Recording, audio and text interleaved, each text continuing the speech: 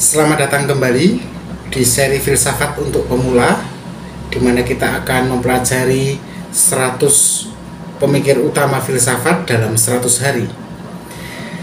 Nah teman-teman, pada kesempatan kali ini kita akan membahas salah satu filsuf yang namanya mungkin paling dikenal dari antara yang lain selain Marx ya, dan paling kontroversial dan pengaruhnya sangat besar dalam filsafat abad ke-20.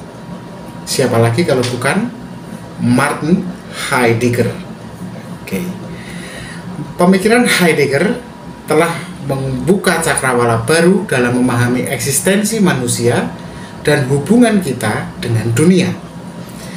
Mari teman-teman kita mulai perjalanan kita untuk memahami Martin Heidegger dan pemikirannya yang rumit tentang being atau keberadaan. Namun sebelum sampai ke sana, kita harus kenali dulu siapakah dia. Martin Heidegger lahir tahun 1889 di Jerman. Heidegger adalah filsuf yang dikenal karena pemikirannya yang mendalam dan memang saya sendiri akui sangat membingungkan, sangat kompleks. Di mana dia berfokus pada pertanyaan mengenai keberadaan manusia atau eksistensi manusia. Heidegger awalnya mempelajari teologi, tetapi kemudian dia beralih ke filsafat, di mana dia menjadi murid. Ini sudah kita bahas di video sebelumnya, filsuf yang bernama Edmund Husserl, pendiri fenomenologi.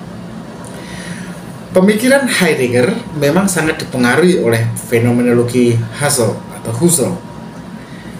Meski Heidegger tetap mengembangkan pandangan dia sendiri ya tentang keberadaan dan makna hidup yang nanti akan sangat berbeda dari gurunya itu. Karya terkenal Heidegger judulnya Being in Time ya, diterbitkan tahun 1927 dan cukup banyak orang yang tahu tentang karya itu.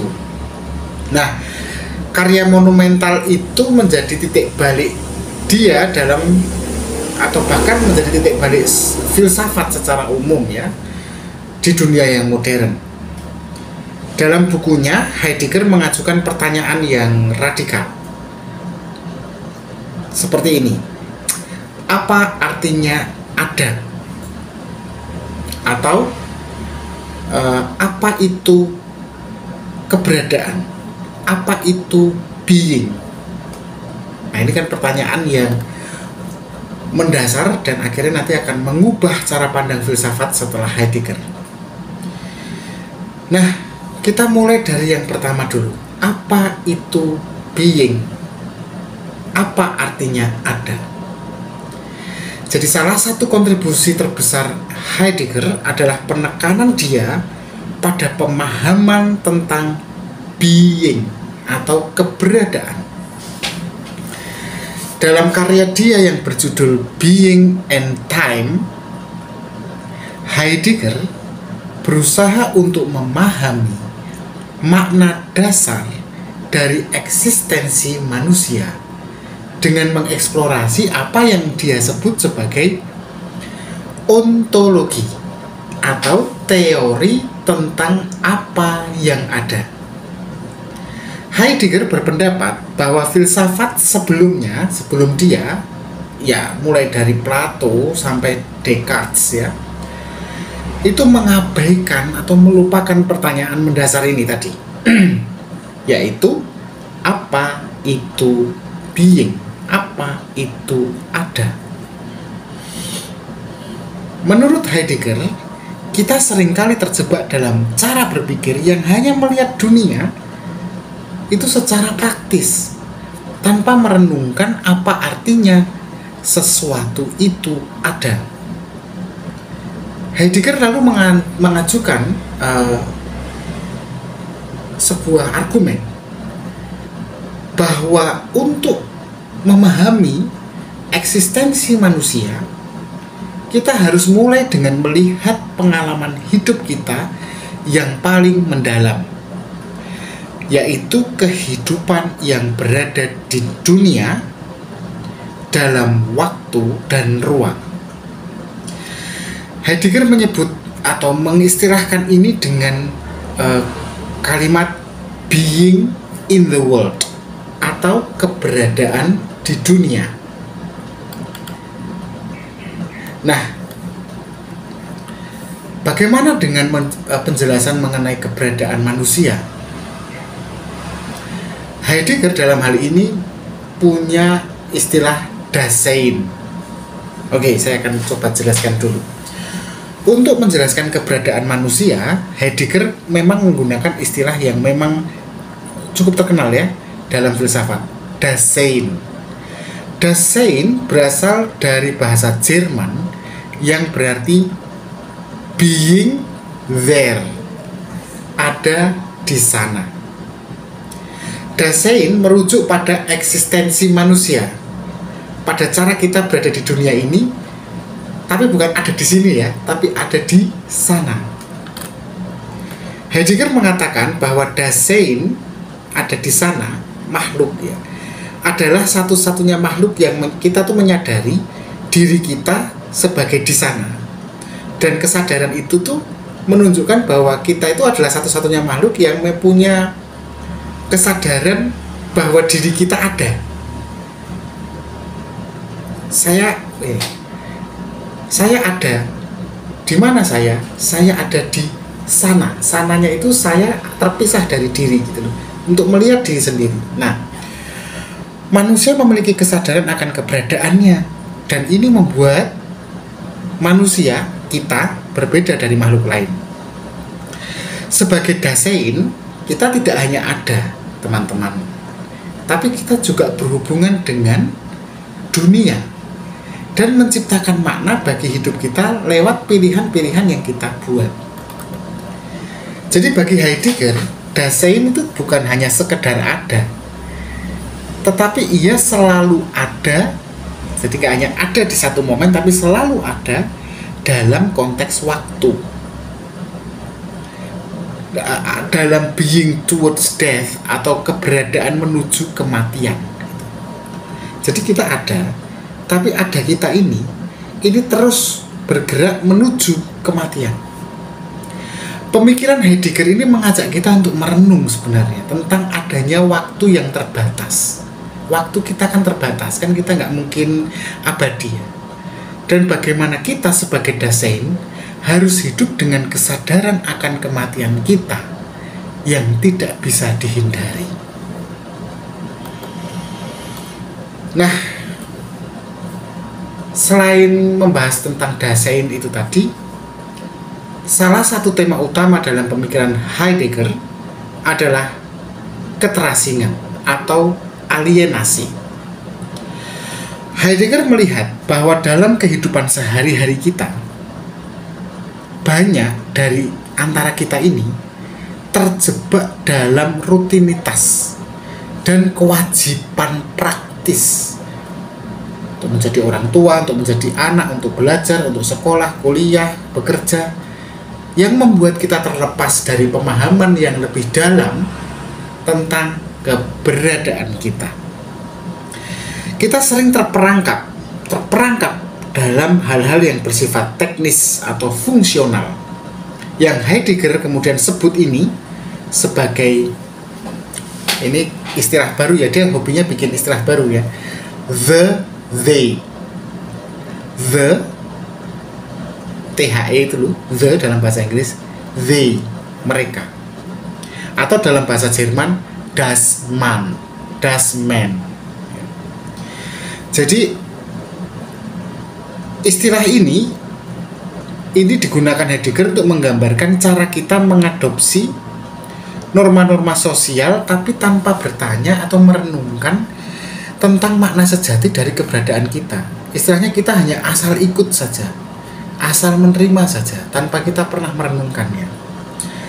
Dalam kondisi yang semacam itu, menurut Heidegger, kita itu terasing dari kehidupan yang otentik,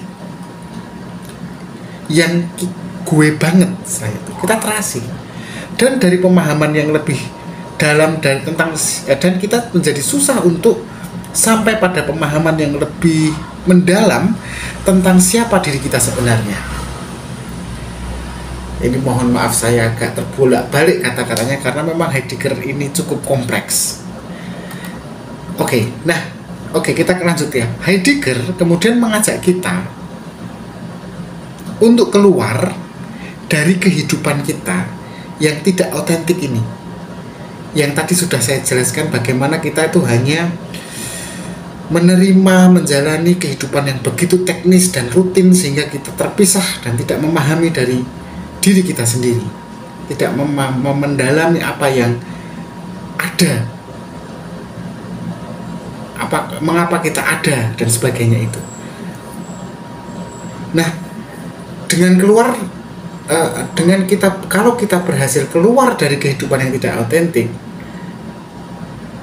dan kemudian kita berani menghadapi kehidupan atau keberadaan kita apa adanya dengan lebih jujur dan directly, langsung, maka kita akan sampai pada kesejatian hidup, di mana kita mengakui bahwa kita punya kebebasan untuk menentukan diri kita sendiri. Meskipun kita tidak bisa menghindari kenyataan, satu-satunya yang tidak bisa kita hindari itu bukan masalah apakah kita hidup akan menjadi apa atau siapa dan bagaimana caranya kita hidup, tapi yang tidak bisa kita hindari adalah kematian. Kenyataan bahwa kita akan mati. Nah, apalagi pemikiran Heidegger yang menarik. Jadi pada periode selanjutnya dalam hidupnya ya, setelah dia menjelaskan tentang Dasein, tentang hidup yang tidak teralienasi, itu kemudian dia mulai berpikir tentang hubungan manusia dengan teknologi. Dalam karyanya yang berjudul The Question Concerning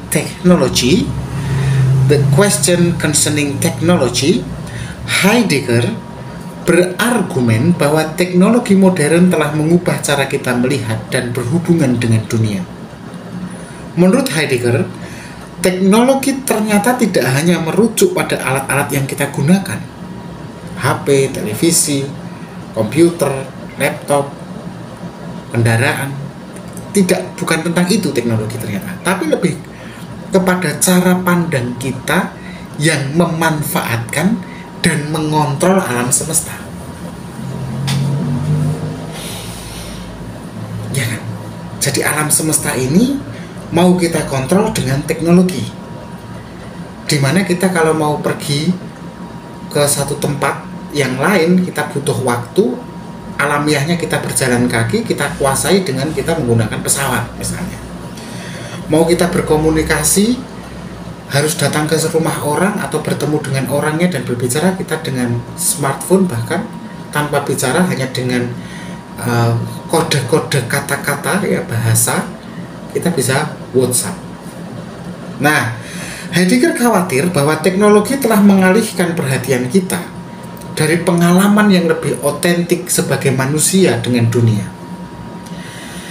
Alih-alih kita akhirnya bisa hidup dalam harmoni dengan dunia dan keberadaan kita sebagai Dasein tadi, kita karena teknologi tadi, kita cenderung melihat segala sesuatu hanya sebagai sumber daya yang bisa dieksploitasi. Situasi semacam itu, menurut Heidegger, telah menyebabkan hilangnya kedalaman eksistensi kita sebagai manusia. Semakin teralienasi kita. Dan justru membuat kita mengalami hidup yang karena teralienasi, semakin teralienasi, hidup kita jadi tidak bermakna. Baik. Lalu sekarang pertanyaannya sebagai kesimpulan ya, apa warisan Heidegger akhirnya bagi filsafat dan bagi ilmu kehidupan? Pemikiran Heidegger tentang keberadaan atau Dasein yang tadi kita bicarakan dan alienasi itu meninggalkan warisan yang besar teman-teman dalam filsafat kontemporer. Karya Heidegger mempengaruhi banyak aliran filsafat setelahnya, contohnya eksistensialisme, fenomenologi, dan hermeneutika. Itu sangat dipengaruhi oleh pemikiran Heidegger. Filsuf lain pun juga, contohnya Jean-Paul Sartre, filsuf eksistensialisme, atau Maurice Merleau-Ponty. Dia juga terinspirasi oleh Heidegger dalam mengembangkan teori tentang kebebasan manusia, kesadaran diri, dan makna hidup. Selain itu, pengaruh Heidegger juga terlihat dalam studi-studi kritis mengenai teknologi dan lingkungan. Banyak pemikir saat ini yang melihat pentingnya kembali ke pemahaman yang lebih mendalam tentang hubungan manusia dengan dunia yang tidak hanya didominasi oleh teknologi dan konsumsi. Lalu pertanyaannya, dengan pemikiran sebesar Heidegger itu, apa gunanya bagi kita yang hidupnya biasa-biasa saja nih? Ya, dari Heidegger kita belajar setidaknya begini, untuk hidup dengan otentik kita harus menghadapi kenyataan bahwa kita tidak akan selamanya ada. YOLO, you only live once, ya. Kita hanya hidup sekali dan kita harus bertanya tentang makna kehidupan kita sebelum mati. Heidegger mengajak kita untuk merenungkan lebih dalam tentang bagaimana kita hidup dan mengapa kita hidup dengan cara yang saat ini sedang kita jalani ini. Bisakah kita memilih cara lain? Itu kan pertanyaan yang eksistensialis yang didorong oleh Heidegger. Pemikiran Heidegger membantu kita untuk menghindari jenis hidup yang membuat kita teralienasi. Kehidupan yang hanya sekedar mengikuti rutinitas tanpa mempertanyakan makna sejati dari eksistensi kita. Justru ya teman-teman, dengan mengenali kematian sebagai bagian yang tidak mungkin bisa kita hindari, sebenarnya kita dapat hidup dengan lebih sadar dan otentik. Kita lebih berani menentukan pilihan kita, tentu saja dengan lebih bertanggung jawab dan penuh kesadaran. Saya pikir tentang Martin Heidegger sudah cukup. Satu hal, Martin Heidegger mengajarkan kita untuk melihat dunia dan eksistensi dengan cara yang lebih mendalam. Pemikiran Heidegger yang kompleks itu tadi mengingatkan kita untuk terus merenung dan mempertanyakan makna hidup, serta menjaga hubungan yang lebih otentik dengan dunia kita ini. Jika teman-teman menikmati video ini, jangan lupa untuk like, komen, dan subscribe untuk terus mengikuti pembahasan filsafat lainnya. Sampai jumpa di episode berikutnya, di mana kita akan mengeksplorasi lebih banyak tokoh dan pemikiran filsafat. Terima kasih, tetap berpikir kritis.